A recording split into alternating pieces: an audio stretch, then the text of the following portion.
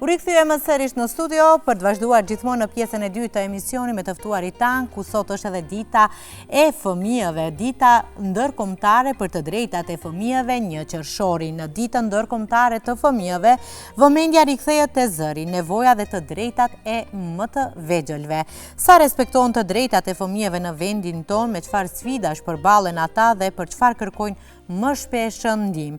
Për të folur më gjërësisht rreth këtyre çështjeve, sot në studio kemi përfaqësuesen e ambasadës së parë të fëmijëve Megjashi, zonjën Fatmire Ajdari Murseli. Mirë se erdhët në emisionin e mëngjesit Ritmi i ditës. Faleminderit, mirë se ju gjeta, është kënaqësi të jem në këtë studio aq më tepër kur i jepni rëndësi kësaj dite të rëndësishme, kësaj pjesës të popullatës e cila është mjaft e rëndësishme për ne. Çfarë përfaqëson 1 qershori për fëmijë dhe sa është e rëndësishme që kjo ditë të shërbejë si kujtesë, të themi, për të drejtat e tyre? 1 qershori, ashtu siç e theksuat edhe ju, është dita ndërkombëtare për mbrojtjen e të drejtave të fëmijëve, po unë parapëlqej të them dita ku reflektojmë për atë se çfarë kemi bërë, çfarë bëjmë edhe deri ku jemi me respektimin e të drejtave të fëmijëve, me mbrojtjen e të drejtave të fëmijëve dhe me krijimin e një ambienti më të mirë për fëmijët. Të flasim pak për të drejtat themelore të fëmijëve, cilët janë ato dhe që ende hasin në vështirësi, të themi, në realizimin e tyre në Republikën e Maqedonisë Veriut. Të drejtat themelore, ashtu siç e dim, janë e drejta e jetës, e drejta e një shtëpie të sigurt, e drejta e jetesës në ambient të pastër, e drejta e shkollimit, nga të gjitha këto dhe shumë të tjera, nga të gjitha këto, domethënë, ne çalojmë në shumë aspekte. Në shumë aspekte, ku më shumë çalojmë, të themi, në Po, për shembull, në gjitha, të themi, apo ka, të themi, një sektor apo një fushë të caktuar? Kur flasim për ambient të pastër, ndotja e ajrit është gjithmonë enorme, sidomos gjatë periudhës së dimrit, e cila ndikon në shëndetin e fëmijëve. Kur flasim për të drejtën e shkollimit, ne kemi ende fëmijë nëpër udhkryqet e Shkupit, të cilët fatkeqësisht janë në vendin e gabuar dhe nuk janë në shkolla. Mandej, kur flasim për ambient, për vendet e sigurta, ne ende kemi nivel të lartë të dhunës, qoftë në shtëpi, qoftë në shkolla. Me cila sfidat përballen më së shumti fëmijët sot, krahasuar, të themi, me gjeneratat e mëparshme? Nëse i pyesim fëmijët, por edhe prindrit, sfidat janë më të mëdha ditët të sotit. Për arsye se gjeneratat e mëparshme, mjetet e informimit kanë qenë më të vogla. Qasja në mjetet e informimit ka qenë më të vogla. Domethënë, më e kufizuar dhe më e filtruar. Kurse nëse flasim për tani kemi shumë më tepër, domethënë, nëse kemi pas një trekëndësh nxënës shkollë prind, tash e kemi drejtkëndësh edhe e kemi edhe rrjetet sociale, e cila është një sfidë në vete për të cilën ne duhet të punojmë, edhe mendoj se jemi vonë në këtë aspekt, por nëse fillojmë prej sot, do ta kemi, besoj se do ta përmirësojmë gjendjen në të ardhmen. Në të ardhmen, sa ndikojnë, të themi, rrjetet sociale? Ndikimi është shumë i madh. Raporti i fundit i linjës për fëmijë dhe të rinj e ambasadës të fëmijëve Megjashi tregon se nga thirrjet 30% janë të lidhura me shëndetin mendor të fëmijëve. Dhe domethënë, prej këtyre kryesore janë problematikat të cilat ato i paraqesin, ankthi paraqitet si një problem, frika, vetmia, edhe fatkeqësisht idetë suicidale, të cilat nuk janë diçka e re këtë vit, por që nuk është ndonjë rritje drastike, por është rritje dhe një fëmijë është e tepërt. Të flasim pak se tek fëmijët, sa janë të informuar fëmijët, sa dinë për të drejtat e tyre dhe çfarë duhet të bërë në këtë drejtim për të rritur, të themi, vetdijen e tyre për drejtat e tyre? Nëse bëjmë krahasim me kohën më përpara dhe tash, fëmijët janë të informuar për të drejtat e tyre, por është rëndësishme të theksohet se duhet edhe të jenë të vetëdijshëm edhe për obligimet që dalin nga ato të drejta. Dhe domethënë e kanë një të drejtë, po kanë edhe obligime për të plotësuar atë drejtë. Në ambasadën e parë për fëmijë me gjashit, në cilat raste të themi fëmijët apo prindërit më shpesh drejtohen deri tek kjo ambasadë? Rastet janë të ndryshme, ashtu siç theksova, domethënë ka raste të cilat paraqiten fëmijët në lidhje me, ose po prindrit dhe kujdestarët në lidhje me shëndetin mendor të fëmijëve, me dhunën e cila paraqitet. Problemet familjare kanë gjithashtu edhe një pjesë të madhe të thirrjeve, domethënë sidomos gjatë proceseve të divorcit, kujdestaria dhe kështu me radhë. Por edhe dhuna në shkolla është fatkeqësisht në rritje e sipër. Ajo që dhe veç ne e shohim ose në rrjetet sociale, ose në për televizione, domethënë mendoj se ajo veç ma ka kulminuar dhe ajo që e shohim ne është diçka që ka eskaluar, po ka edhe shumë më parë se çfarë ka ndodhur, se si ka ardhur deri në atë situatë. Edhe ka fatkeqësisht dua të them se i rastet janë edhe më tepër, po ne pak kuptojmë. E dim që kohëve të fundit ka pasur raste të shumta ku tani më janë bërë të themi edhe publike, duke mund të themi lirshëm që çdo muaj ka pasur ndonjë rast që ka ndodhur ndonjë bullizëm, ndonjë rrahje nëpër shkollat e ndryshme të vendit.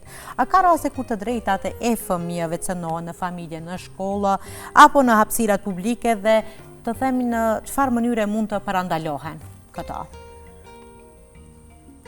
Të drejtat e fëmijëve cënohen edhe në familje për shkak të rasteve të cilat i përmenda edhe paraprakisht, edhe në shkollë, edhe në për hapësirat publike.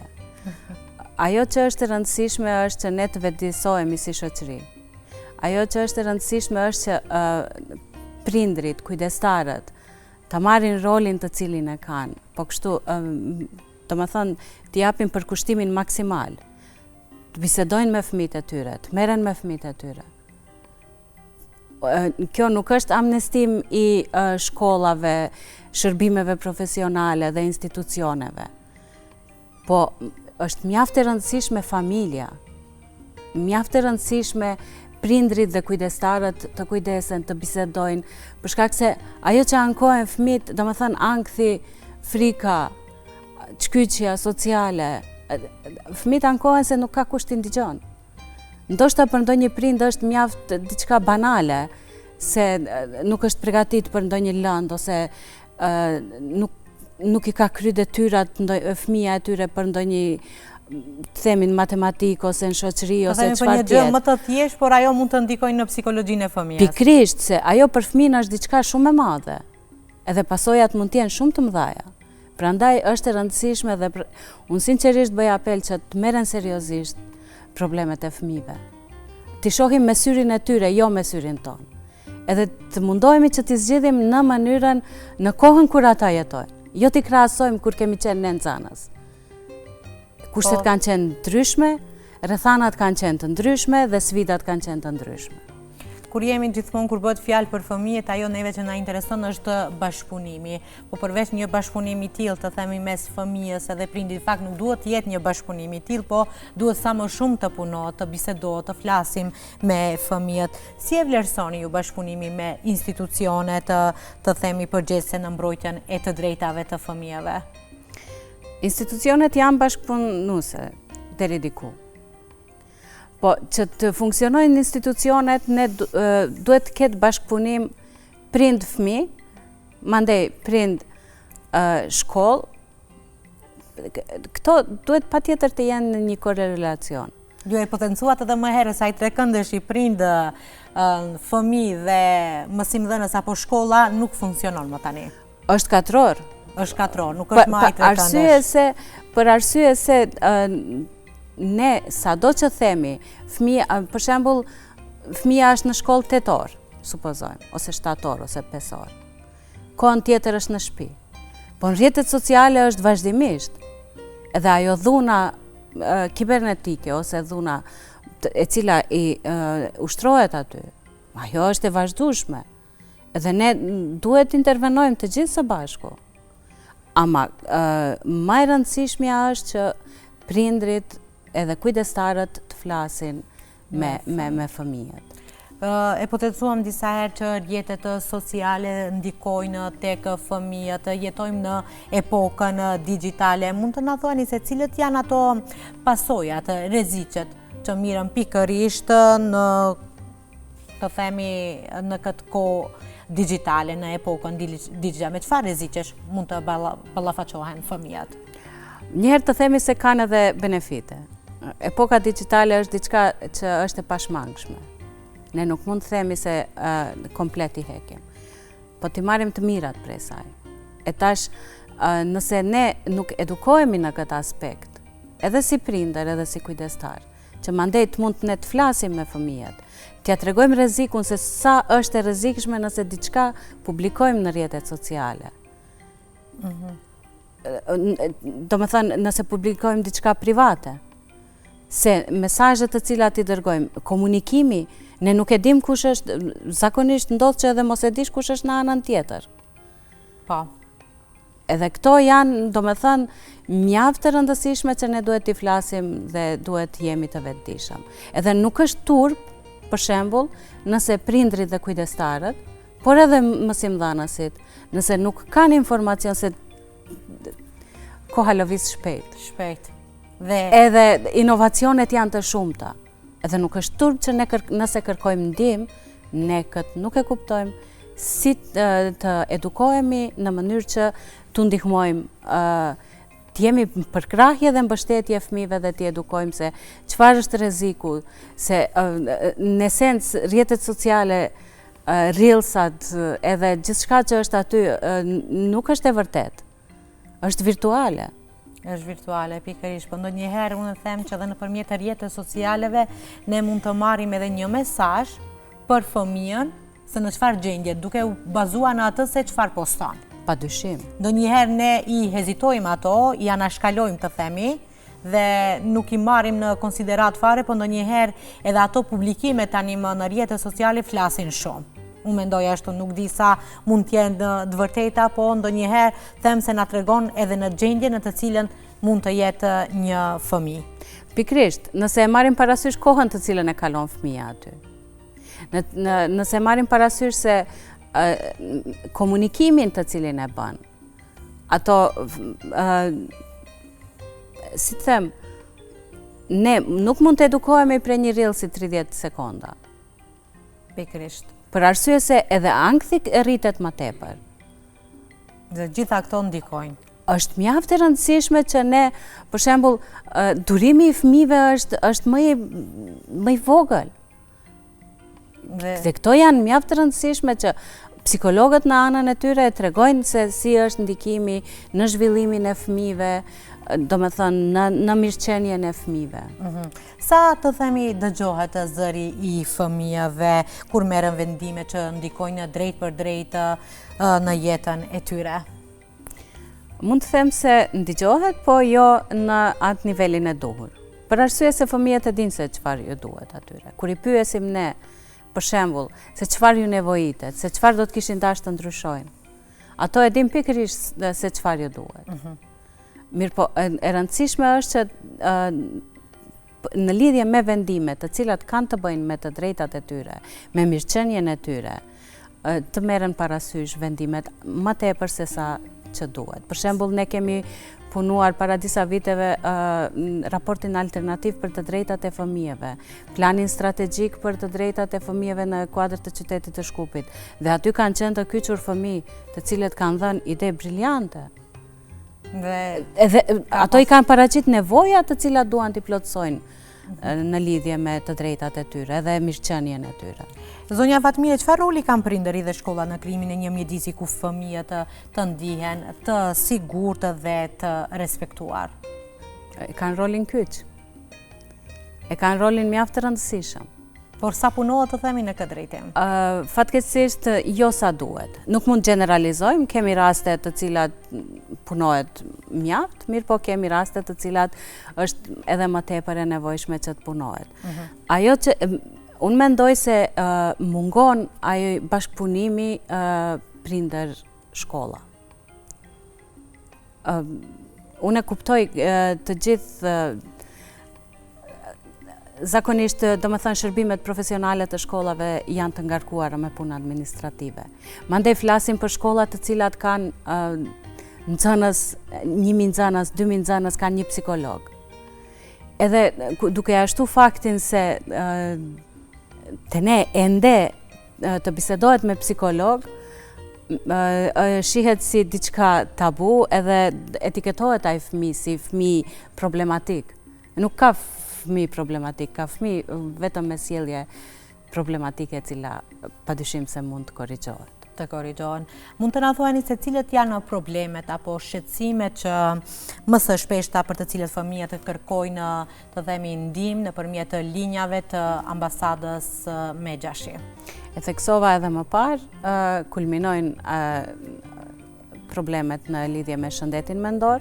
Do thënë kjo është në 30% të thirrjeve janë të lidhura me të, mandej pasojnë problemet familjare, të cilat vinë si rezultat i marrëdhënieve të dëmtuara të them familjare ose të familjeve të cilat janë në prag të divorcit ose pas divorcit, mandej dhuna nëpër shkolla. Të gjitha këto janë në rritje? Fatkeqësisht po. Sa janë të gatshëm fëmijët të raportojnë të themi problemet me të cilat përballen dhe cilat janë pengesa të themi që i bëjnë ata të heshtin?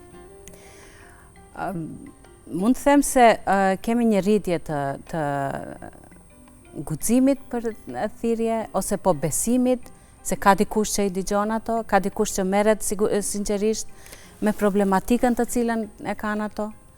Po përsëri them se është, domethënë, diku 300 thirrje në vit, probleme ne kemi shumë më tepër, fatkeqësisht, shumë fëmijë ka ende që duhet ndëgjohen.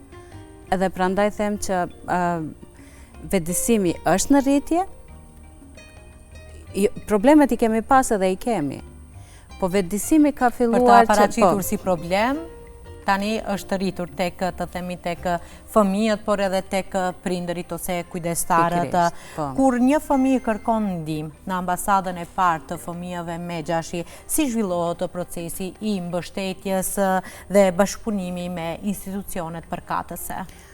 Njëherë ndëgjohet fëmija, ose ndonjëherë ndodh që të lajmërohen fëmijët, ndodh që të lajmërohen prindrit ose kujdestarët në emër të fëmijëve. Ndëgjohet problemi, edhe shihet serioziteti i problemit. Nëse paraqitet fëmija direkt edhe kërkon këshillim, atëherë ndëgjohet edhe i sugjerohet diçka, domethënë se çfarë duhet veprojmë më tutje. Nëse është problematike e cila kërkon procesim tek institucionet përkatëse, qoftë Ministria për Punë Sociale, qoftë Avokati i Popullit, Ministria e Punëve të Brendshme, Ministria e Arsimit, ne i procesojmë rastet, edhe i ndjekim rastet si ambasadë, domethënë, deri në përfundimin e tyre.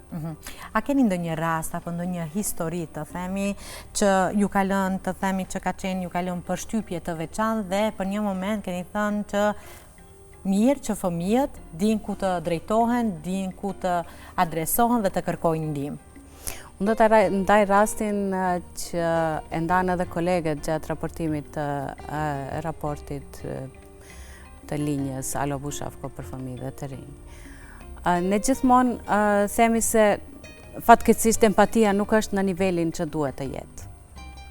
As në shoqëri, po edhe kuptohet se ajo reflektohet, fëmijët bëjnë atë që shohin nga prindrit, nga ne të rriturit, nga shoqëria, edhe mandej e shohin derisa normalizohet edhe vazhdon tutje. Se ne çdo rast e flasim 3 ditë edhe mandej harrojmë. Edhe duke i fut nën tepik, ajo mandej akumulohet edhe eskalon. Po ajo që ishte interesant që një shoqe lajmërohet në telefonin për fëmijë dhe të rinj, edhe raporton se është e shqetësuar për shoqen e vet për shkak se ka ide suicidale. Fatmirësisht që ky rast është zgjidh me suksese dhe prandaj edhe ne jemi disi të kënaqur se jo gjithë fëmijët e marrin atë guxim të paraqesin një rast për një shoqë, për një të afërt. Po, edhe jo të gjithë, prandaj edhe dua të them se edhe jo të gjithë janë që nuk është problemi im, nuk merrem me të. Po kemi raste që edhe kur i raportojnë. Të flasim pak për aktivitetet e një qershori, cilët janë aktivitetet të cilët i kanë gjatë ditës së sotshme Ambasada për Fëmijë me Gjashje. Kësaj radhe kemi një aktivitet të them mjaft të rëndësishëm në ora 10:45 sot para kuvendit.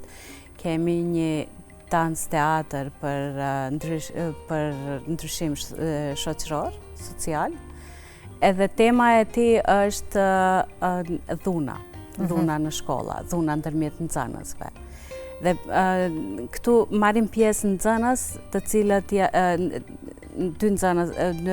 nxënës të dy shkollave, në fakt jo dy nxënës, nga shkolla nga Gjimnazi i Gostivarit dhe nga Gjimnazi Josip Broz Tito. Kështu që ju ftojmë në ora 10:45 para kuvendit ta ndiqni shfaqjen. Na thoni cili do të ishte mesazhi juaj që do ju drejtoheni institucioneve, shoqërisë, prindërve të themi, por edhe fëmijëve në këtë ditë? Mesazhet janë të shumta, brenga është e madhe, ajo që unë do të kisha lutur që ne ta marrim rolin ton që e kemi. Qoftë si prindër, qoftë si kujdestar, qoftë si shoqëri, edhe si institucione. Fëmijët edhe të rinjt nuk janë e ardhmja, ato janë e tashmja. Edhe ne, përderisa nuk punojmë, nuk kujdesemi si prindër, nuk kujdesemi si mësimdhënës ose si institucione, atëherë ne nuk kemi bazë që. Nuk kemi pasë. Dhe në fund, zonja Fatmire, cili është hapi më i rëndësishëm të themi që duhet të ndërmarrim si shoqëri për të siguruar që çdo fëmijë të ketë një fëmijëri të lumtur, të sigurt dhe dinjitoze?